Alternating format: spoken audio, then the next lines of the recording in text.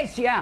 Malaysia. Mau ceramah biar Anda alumni Mesir, tapi tidak dapat permit, izin dari raja, kerajaan, izin dari pemerintah, tidak mungkin kau bisa ceramah. Lihat Indonesia, Pak. Jangan biarkan Malaysia jadi macam kami di Indonesia. Kenapa ya? Only Malaysia, according to me, is the best available Muslim country for Muslim to settle in. There are various reasons. Not Indonesia? Not? Indonesia? No, not at all. Malaysia is better? Di KLIA 1. Awak nak ke mana? Nak Kuala Lumpur. Ada surat jemputan. Nak buat apa? Nak buat kerja ke berapa hari? 3 hari. Nak buat kerja ke? Tak. Nak tazkirah. Awak ikut tazkirah ke bagi tazkirah?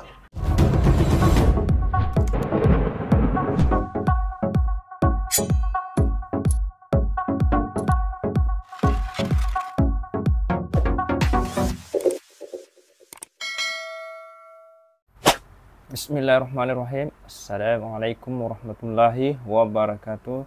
Alhamdulillahirrabbilalamin. Allahumma salli ala Muhammad wa ala ali Muhammad. Hai sahabat dan saudaraku dimanapun berada, selamat datang kembali di channel Amir Putra.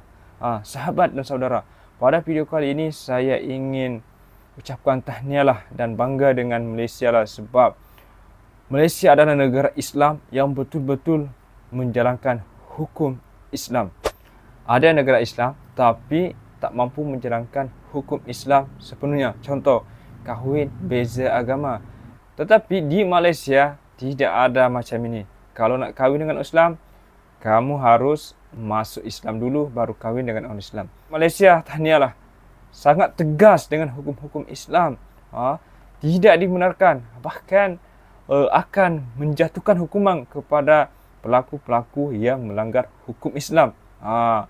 Tengok tadi di awal video kita nampak Ustaz Abdul Somad yang datang Malaysia pun kena gertak, dan bahkan sebagian besar ulama daripada Indonesia mengakui hukum Islam di Malaysia ini memang sangat tegas dan sangat memujinya. Jom kita dengarkan sama-sama apa kata para ustaz ulama daripada Indonesia tentang hukum Islam di Malaysia. Tidak usah dulu di Saudi, Malaysia. Mau ceramah biar Anda alumni Mesir, tapi tidak dapat permit, izin dari raja, kerajaan, izin dari pemerintah, tidak mungkin kau bisa ceramah. Ya, betul. Lihat Indonesia, Pak. Artis yang selama ini main film peluk-pelukan, tidak jelas agamanya, baru 2 bulan hijrah, modal jenggot panjang, celana jingkrang, dia kafir-kafirkan kita, Pak. Baru 2 bulan belajar agama. Ustaz Sama lagi. Bapak mau bikin pesantren, biar bapak punya duit banyak, tidak mungkin kalau tidak dapat izin dari Saudi dan Malaysia. Di Indonesia bapak punya rumah kosong, kumpul anak TKTPA, jadi pesantren hafal Quran, tidak perlu ada izin. Ya kan? Awak dari mana? Saya dari Riau. Bahasa Melayu asli dari Riau. Tetap ambil bahasa Melayu sih. Mereka ragu tentang kemelayuan saya. Mau nggak mau mesti ambil 2 SKS. Dia bawa manuskrip bahasa Melayu yang umurnya 100 tahun. Dia copy, dia bagi ke kami semua. Sila baca, satu fakrah, satu alinea. Silakan paham, kami baca, satu pun nggak ada yang paham. Itulah maka kalian mesti ngambil 2 SKS bahasa Melayu, karena kalian nggak paham. Allahu Akbar, subhanallah. Malaysia itu ibu-ibu ceramahnya, jilbabnya kain segitiga, pasang, kasih jepit 1 peniti, selesai. Begitu juga di Brunei. Tapi begitu kita masuk di Indonesia,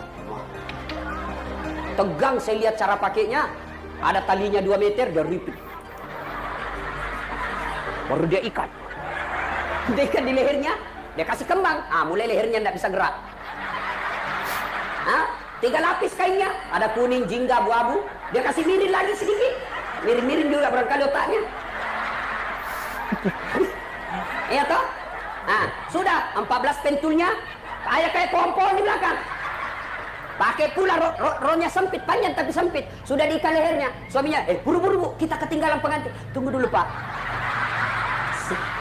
Beleng-beleng. Tahu beleng-beleng? Di KLIA 1. Awak nak ke mana? nak Kuala Lumpur. Ada surat jemputan. Nak buat apa? Nak buat kerja ke berapa hari? 3 hari. Nak buat kerja ke? Tak. Nak tazkirah.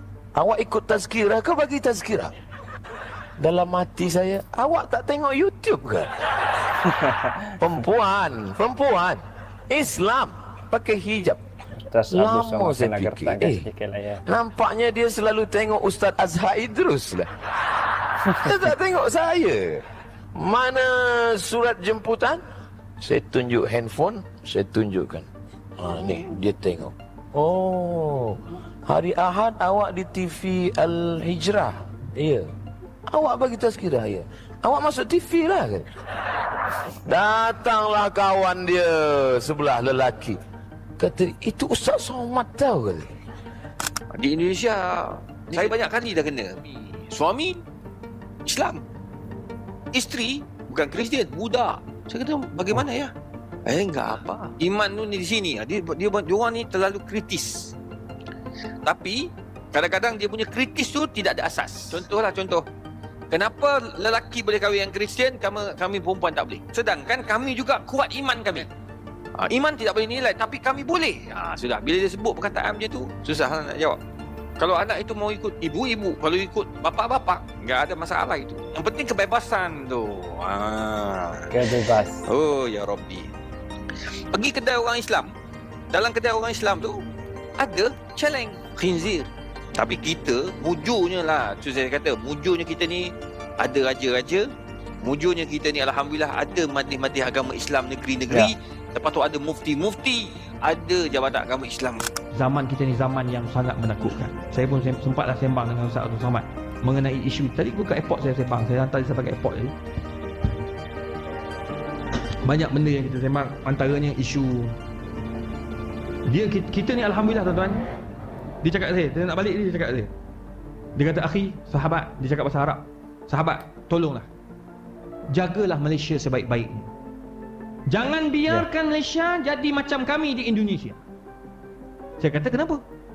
Okey kot Indonesia. Ramai ulama datang, Habib-Habib datang, Syekh-Syekh datang ramai. Dia kata sahih. Ramainya ulama tetapi kami hanya bawa kami tetapi tidak ada dokongan dan sokongan daripada bapa dan ibu. Tak faham saya. Dia kata, apa benda Syekh? Hantar cakap apa ni? Dia kata, Syekh, antum fi Malaysia, kamu di Malaysia, bila kamu mengajar, kamu menyebarkan agama, kamu ada mufti-mufti. Yang dilantik oleh siapa? Sultan-sultan. Sultan kena ada. Sebab sultan yang pegang agama. Sebab orang politik bertukar ganti. Tu kena ingat. Dia kata ada mufti, ada sultan.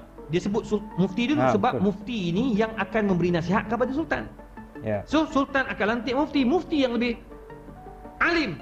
Ulama al-Islam ya'lu wa la yu'la alaih. Apa-apa pun mesti balik pada ulama dulu. Itu yang dibuat oleh keempat-empat mazhab.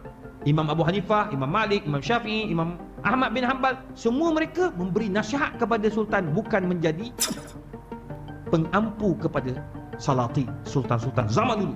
Tu bab negara masa tu Abbasiyah naik. Lepas tu dia kata yang ketiga, kamu ada ulama-ulama. Jadi ulama-ulama ni kalau apa-apa dia cakap, dia akan ada fatwa-fatwa. Macam kami tidak ada mufti. Kami kesultanan semua telah dihancurkan dan tak ada kuasa dah. Kuku pun tak ada dia. Yang ketiga, ulama ada tetapi tidak ada dokongan. Yang keempat, kamu ada pegangan ahli sunnah wal jamaah dalam enactment. Perlembagaan kita ada balik pada perlembagaan mazhab Syafi'i apa semua tu adalah tu. Kepada Islam ahli sunnah wal jamaah. Macam kami tak ada. Kami liberal. Sekarang ni dia kata sedang dalam proses nak diperundangkan. Orang Islam, katakan suami isteri Islam, kalau suami nak mendekati isteri tolak dengan isteri. Tak nak.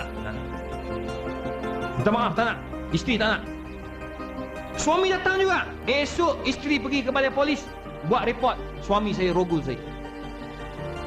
Dalam diperundang. Mana dah jadi macam equivalent. Itu masalah. Dia jadi tak ada pegangan lah. Jadi oleh sebab itu tuan-tuan dan puan, kita ni kena jaga apa yang kita ada. Saya bukan dengar daripada sahabat dari Indonesia, daripada Singapura, kawan-kawan dari Singapura pun cakap yang sama. Dia kata, ustaz, suruhlah, jagalah orang Islam Malaysia, jagalah apa yang kita ada pada hari ini.